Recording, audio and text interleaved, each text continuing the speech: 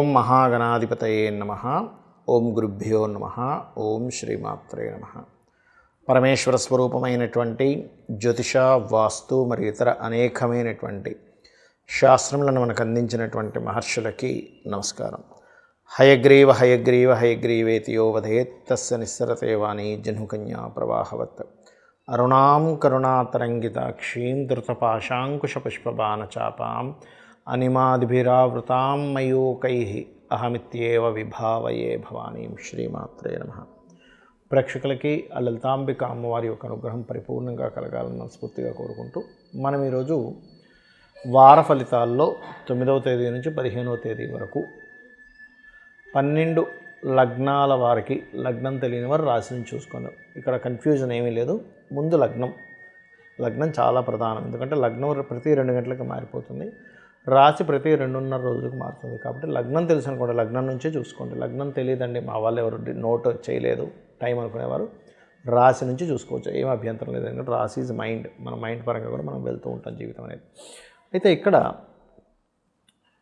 ఈ వారం ఈ గ్రహస్థితి ఎలా ఉంది అని చూసుకున్నట్లయితే మనకి శని, రాహు, కేతువు, గురువు అంటే వృషభంలోని, కన్యలోని, కుంభంలో ఉండే శని, మీనంలో ఉండే రాహు అలాగే ఉంటారు. కాకపోతే గ్రహాలు కొన్ని మాత్రం మారుతాయి. శుక్రుడు ఇక్కడే ఉంటున్నాడు మీనంలోనే, కుజుడు వక్రించి ఇక్కడే ఉంటున్నాడు, చంద్రుడు ఈ మిథునం నుంచి కన్య వరకు సంచారం జరుగుతుంది ఈ వారము. ఈ రవి బుధులు ఇద్దరూ మాత్రం రవి 13వ తేదీ కుంభంలోకి, బుధుడు 11వ తేదీ కుంభంలోకి మారుతున్నాడు. ఈ యొక్క గ్రహస్థితిని అనుసరించి ద్వాదశ లగ్న లేదా రాశుల వారికి ఏ విధంగా ఉండబోతుంది, ఇటువంటి విషయాల పట్ల జాగ్రత్త వహించాలి, ఏ దేవతారాధన చేసుకోవాలి, ఏ గ్రహ ఆరాధన చేసుకోవాలి అనేటువంటి విషయాలు చెప్తుంది నేనైనప్పటికీ కూడా చెప్పిస్తుంది సాక్షాత్ లలితామ్మవారిగా భావిస్తూ ఒక్కొక్క లగ్నం గురించి మనం తెలుసుకుందాం. సింహలగ్నము, సింహరాశి. సింహం వారికి కనుక చూసుకున్నట్లయితే లగ్నాధిపతి 7వ స్థానంలో శని భగవానుడితో కలిసి ఉన్నాడు, మరియు బుధుడితో కూడా కలిసి ఉన్నాడు. ఎప్పుడైతే 7వ స్థానంలో గ్రహాలు ఉన్నాయో ఇది ఇచ్చేటువంటి రిజల్ట్ ఏమిటి అని చెప్పి చూసుకున్నట్లయితే ప్రధానంగా ఇక్కడ ఈ సప్తమం అనేటువంటిది ఏదైతే ఉందో ఇది సమాజాన్ని, వివాహాన్ని, వివాహ సంబంధించిన విషయాన్ని సూచిస్తుంది. ఇక్కడ కొంత ఈ 2 వ్యతిరేక సంబంధించిన గ్రహాలు కాబట్టి కొద్దిగా పార్ట్నర్స్తోని జీవిత భాగస్వామి చిన్న ఘర్షణ వాతావరణము, మరియు మీ యొక్క పార్ట్నర్, లైఫ్ పార్ట్నర్ కావచ్చు, బిజినెస్ పార్ట్నర్ కావచ్చు, వాళ్ళకి ఏదైనా గవర్నమెంట్ కాంట్రాక్ట్స్ రావడము, గవర్నమెంట్ జాబ్స్ కోసం చేసే ప్రయత్నాలు ఫలించడం అనేటువంటిది బలంగా చూపిస్తుంది. కాకపోతే మీరు 2వ స్థానంలో కేతు ఉన్నటువంటి స్థానం ఉంది, 2వ స్థానం కేతు స్థానం అయింది కాబట్టి, కేతు ఉన్నాడు కాబట్టి మనీ రిలేటెడ్ మ్యాటర్స్ విషయంలో కాస్త మంగళవారాలు కాస్త చూసుకోండి. అదేవిధంగా గమనించుకున్నట్లయితే కాస్త షార్ట్ జర్నీస్ అధికంగా ఉంటాయి, అది వృత్తిరీత్యా చేసేటువంటి షార్ట్ జర్నీస్ ఎక్కువగా ఉంటాయి. మరియు అదేవిధంగా గమనించుకున్నట్లయితే ఈ వారం మొత్తము కూడా మీరు ఏదైనా స్థలము, గృహము, వాహనము ఏదైనా కొనుగోలు చేస్తారు, ఏదైనా మిషనరీ లాంటిది ఏదైనా కొనుగోలు చేసేటువంటి యోగం ఈ యొక్క సింహరాశి వారికి లేదా సింహలగ్నం వారికి ఈ వారం కొనుగోలు చేస్తారనేటువంటి 9 నుంచి 15వ తేదీ మధ్యలో గుర్తుపెట్టుకోండి సింహలగ్నం వారు, సింహరాశి వారు.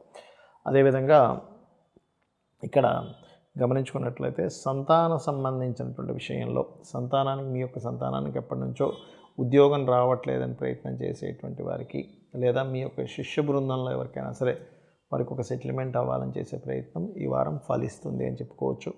అదేవిధంగా ఇక్కడ కాస్త ఈ షేర్ మార్కెటింగ్ రిలేటెడ్ సంబంధించిన విషయంలో కొద్దిగా జాగ్రత్తగా ఉండండి. బికాజ్ ఆఫ్ శని, బుధుడు శనితో పాటు కలిసి ఉన్నాడు.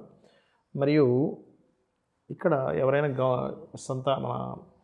సంతాన ప్రయత్నాలు అయితే కొంత ప్రయత్నం ద్వారా సఫలీకృతం అవుతుందో ఎటువంటి ఇబ్బంది లేదు. కాకపోతే ఇక్కడ 7వ స్థానంలో శని, రవి, బుధుడు ఉన్నారు కాబట్టి మీరు ఏదైనా వివాహ ప్రయత్నాలు చేసేటప్పుడు గవర్నమెంట్ లేదా మెడికల్ రంగాలు, మార్కెటింగ్ రంగాల్లో ఉండేవే ప్రయత్నాలు ఇక్కడ సఫలీకృతం అవుతాయి. ఇక మీ యొక్క జాబ్ సంబంధించిన విషయంలో కూడా కొంత మార్పులు చేర్పులు చూపిస్తున్నాయి.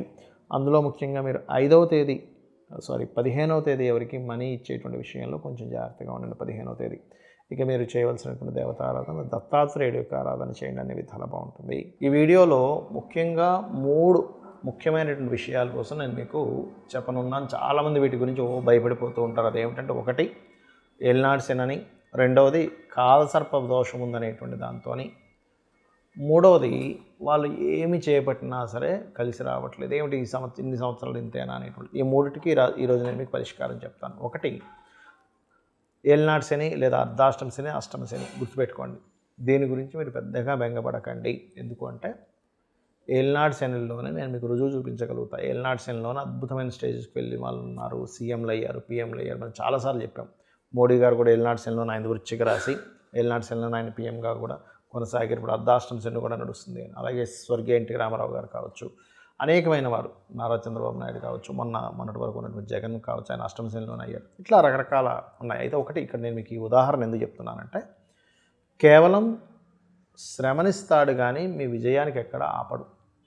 అంటే అదేమిటండి, మరి కొన్ని పనులు ఆగిపోతుంటాయి కదండి అంటే, ఒక విషయం గుర్తుపెట్టుకోండి. మనం ఒక మార్గంలో వెళ్తున్నాం, అక్కడ వెళ్తున్నటువంటి మార్గం బ్లాక్ అయింది, ఇంకొక మార్గం మనం వెతుక్కుంటాం. అంటే ఏమిటి, అప్పటి వరకు మనకు తెలిసింది ఒకటే మార్గం, కానీ ఆ మార్గం ఆగడం వల్ల ఇంకో మార్గం కూడా మనకు తెలిసింది. ఆ రకంగా మనకి మన జీవితంలో విజయం పొందడానికి ఎన్ని మార్గాలు అన్వేషించాలో అన్ని మార్గాలు అన్వేషించేటువంటి ఒక గొప్ప యోగాన్ని అనుకోండి, లేనట్లేదు ఒక గొప్ప మార్గాన్ని కానివ్వండి, ఆ యొక్క శని భగవానుడు మనకు చూపిస్తాడని అర్థం చేసుకుంటూ, శని యొక్క ప్రభావం మీ మీద ఎక్కువగా పడకుండా ఉండాలి అంటే మధ్యాహ్నం పూట నిద్రపోకండి దయచేసి. ఏజ్డ్ పర్సన్స్ లేదా చిన్నపిల్లలు, స్త్రీలకి సంబంధం లేదు. యువకులు మాత్రం అసలు నిద్రపోతే శని ప్రభావం పెరుగుతుంది. వీలైతే శని భగవానుడికి శనివారం తైలాభిషేకం చేయండి. బెల్లము గోవుకు తినిపించండి. ఆంజనేయ స్వామి ఆలయం కానీ, సుబ్రహ్మణ్యేశ్వర స్వామి ఆలయానికి కానీ, లేదా మన నరసింహస్వామి ఆలయానికి కానీ వెళ్తుండండి, లేదా అమ్మవారి ఆలయానికి కానీ వెళ్తుంది. నిత్యము వెళ్తుంటే దీని ప్రభావం ఉండదు. ఇక రెండవది కాలసర్పదోషం. కాలసర్పదోషం అనేటువంటిది ఫస్ట్ నేను మీకు క్లారిటీ ఇస్తాను. కాలసర్పదోషం ఎలా చూడాలంటే, రాహు కేతువులకి మధ్యలో, అంటే ఇప్పుడు చూడండి, ఇప్పుడు ఉదాహరణకి ఇక్కడ రాహు, ఇక్కడ కేతువు ఉన్నాడు. గ్రహాలన్నీ ఒకవైపు ఉండాలంటే అటువైపు కానీ, అంటే రాహుకేతువులకి ఈ 5 రాసుల్లో కానీ, లేదా ఈ 5 రాసుల్లో కానీ ఉండాలి. రాహుకేతువులు ఎక్కడున్నా మీ జన్మజాతం, దాన్ని కాలసర్పదోషం అంటారు. అయితే ఈ కాలసర్పదోషం కూడా కాలానికి, అంటే కాలంలో ఏం జరుగుతుందంటే, ఒక దేశంలో యుద్ధం వస్తుందా, కరువు వస్తుందా, లేనట్లయితే ఆర్థికంగా బాగా పుంజుకుంటుందా, అంటే బాగా పైకి లేస్తుందా, లేకపోతే కింద పడిపోతుందా, భూకంపాలు వస్తాయని చెప్పేదాన్ని కాలసర్పదోషం చూడమన్నారు. పర్సనల్ చాట్కి ఎక్కడా చూడకండి దయచేసి. ఎందుకంటే గొప్ప గొప్ప వాళ్ళు ఉన్నారు. 140 మంది ప్రెసిడెంట్లు ఉన్నారు ప్రపంచ దేశాల్లో కాలసర్పదోషం ఉన్నవాళ్ళు. మరి వాళ్ళు ఎదిగారుగా అనేది ఒక్కసారి మనం నిజంలో మాట్లాడుకోవాలి. ఎంతసేపు కాలసర్పదోషం ఉంది, నా జీవితం ఇంక ఇంతేనేమో, ఏమీ ఇంకా కొనసాగదేమో ముందుకు అనేటువంటి దీంట్లో ఉండకండి. మెగాస్టార్ చిరంజీవికి కూడా కాలసర్పదోషం ఉంది. అంటే మనం ఇక్కడ ఎందుకు చెప్తున్నట్టు ఉదాహరణ, అంత గొప్ప వ్యక్తులుగా అయినప్పుడు మనం ఎందుకు ఆగిపోతాము, జీవితంలో ఏమీ ఆగిపోము అనేటువంటి దాన్ని ఫస్ట్ మీరు మైండ్లో పెట్టుకోండి. ఒకవేళ మీకు అంతగా కనుక అమ్మో కాలసర్పదోషం ఉందని మీకు ఎక్కడో ఇంకా లోపల ఉంటే, చక్కగా కాళహస్తికి వెళ్ళి ఆ పరమేశ్వరుని దర్శనం చేసుకోండి. అక్కడ ఎలాగో మనకి రాహుకేతులు పూజలు చేస్తుంటారు. ఆ రాహుకేతు పూజ కూడా అక్కడ చేయించుకుని ఎటువంటి దోషము మీకు ఉండదు, ఎటువంటి సర్పదోషాలున్నా తొలగిపోతాయి. ఇక మూడవది, చాలామంది ఎన్నో పూజలు చేస్తుంటారు కానీ ఏమీ కలిసి రావట్లేదని బాధపడుతూ ఉంటారు. దానికి కారణం ఏమిటి అంటే, మీరు చేస్తున్నటువంటి ఒక మంత్ర జపము. ఏమిటది అంటే, ఎప్పుడు ఏమీ కలిసి రావట్లేదు అనే మంత్రమే మీకు అది మంత్రంగా మారి ఏమీ కలిసి రాకుండా చేస్తుంది. గుర్తుపెట్టుకోండి.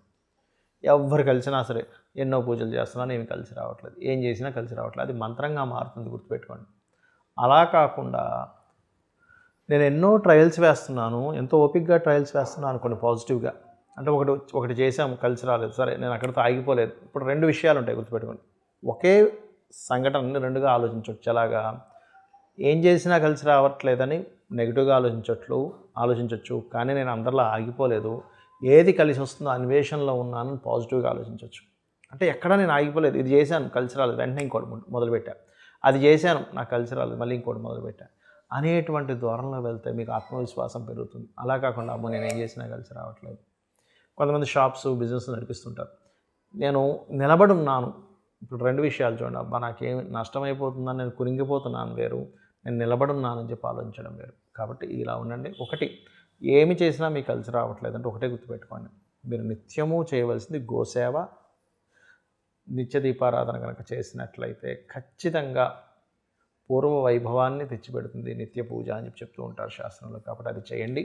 మరొకటి ఏంటంటే, నిత్యము లలితా సహస్రనామాల యొక్క శ్రవణము లేదా పఠనము చేయండి. ఇవాళ రేపు అందరికీ అప్పులు, ఫైనాన్షియల్ ప్రాబ్లమ్స్ ఉంటాయి. దానికి పర్టికులర్గా ఓం అపర్ణాయే నమః అనే నామాన్ని నిత్యము జపించండి. ఖచ్చితంగా అమ్మవారి యొక్క అనుగ్రహంతో మీ యొక్క అప్పుల బాధలు తొలగుతాయి. అదేవిధంగా ఓం సంపత్కరీ సమారూఢ సింధుర వ్రజసేవితాయే నమః అనే నామస్మరణ చేయండి. 100% మీరు ఏదైతే ఇప్పుడు ఫైనాన్షియల్గా ఇబ్బంది పడుతున్నారో తగ్గుతుంది. దాంతోపాటు ఇళ్లల్లో చాలామంది వాస్తుపరంగా ఉత్తరం వైపు డార్క్ కలర్స్ వేస్తుంటారు, లేనట్లయితే గ్రీన్ కలర్, మన రెడ్ కలర్స్ లాంటివి ఎక్కువగా వేస్తుంటారు, ఎల్లో కలర్స్ వేస్తుంటారు. ఉత్తరంలో ఆ కలర్ వేయకండి. ఇంటి లోపల వైపు పూర్తిగా ఉత్తరం గోడకు వైట్ కలర్ ఉండేలా చూసుకోండి.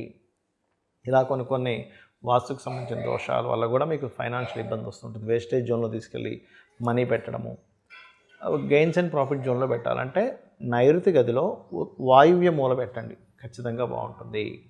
ఈ యొక్క విషయాలు మీరు తెలుసుకొని మీ యొక్క జీవితాన్ని ఆనందంగా మార్చుకుంటారని చెప్పి కోరుకుంటూ శ్రీమాత్రే నమః.